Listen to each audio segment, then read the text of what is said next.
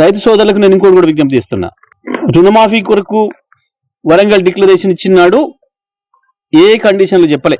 2 లక్షలు దాటిన వాళ్ళది కూడా చేస్తాం, 2 లక్షల వరకు చేస్తాం తప్పకుండా అని చెప్పింది. అంతేకాదు ఇవాళ కేసీఆర్ విముక్తి చేసిన వాళ్ళు ఎవరైతే ఉన్నారో వెంటనే పోయి అర్జెంటుగా 2 లక్షలు తెచ్చుకోండి, నేను వస్తున్నా 9 తారీఖు ఇస్తా. ఎక్కడికి పోలే. మీ డైలాగులు మీరు మాట్లాడిన ఎన్ని ఉన్నాయి, ప్రజల మదిలో ఉన్నాయి, రైతుల మదిలో ఉన్నాయి.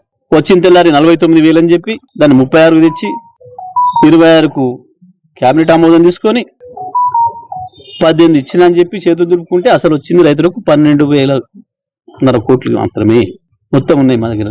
ఇవాళ రైతు భరోసా విషయంలో కూడా రైతన్నలారా ఇవాళ ఇస్తే ఇవాళ తీసుకుంటే మీకు 5,000 ఒక్క వారం ఆగుండ్రి, నేనే ఆపిచ్చిన ఎన్నికల కమిషన్తో చెప్పి, ఎందుకంటే మీకు ఇంకా 2,500 కల్పిద్దామని అని చెప్పి నువ్వు మాట్లాడిన మాటలు కూడా రికార్డ్ అయ్యే ఉన్నాయి. నేను రైతు సోదరులకు విజ్ఞప్తి చేస్తున్నా, ఈ పనికి మాలిన కేసులు, పనికి మాలిన కమిషన్లు ప్రతి ఒక్కటి కూడా మనని మోసం చేయడానికి సృష్టిస్తున్నాయి. వీళ్ళు ఏమి కాదు, ఈ కేసులు మేము ఎదుర్కొంటాం, ఇబ్బంది కాదు.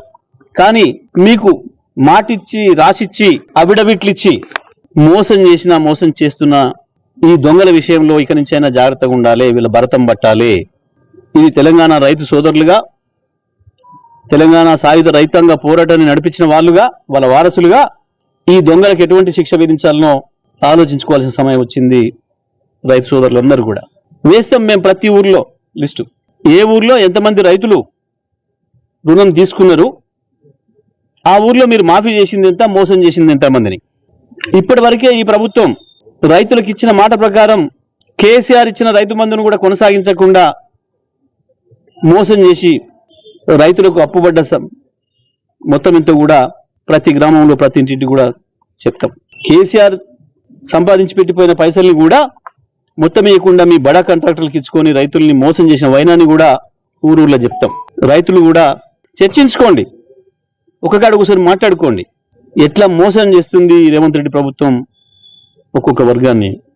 రైతు కూలీలను, రైతులను, ఆటో వర్కర్లను, మహిళలను, విద్యార్థులను, యువకులను ఒక్కరినొక్కరిగా ఎట్లా మోసం చేసుకుంటూ వస్తున్నారో చర్చ మొదలు పెట్టండి, మాట్లాడుకోండి.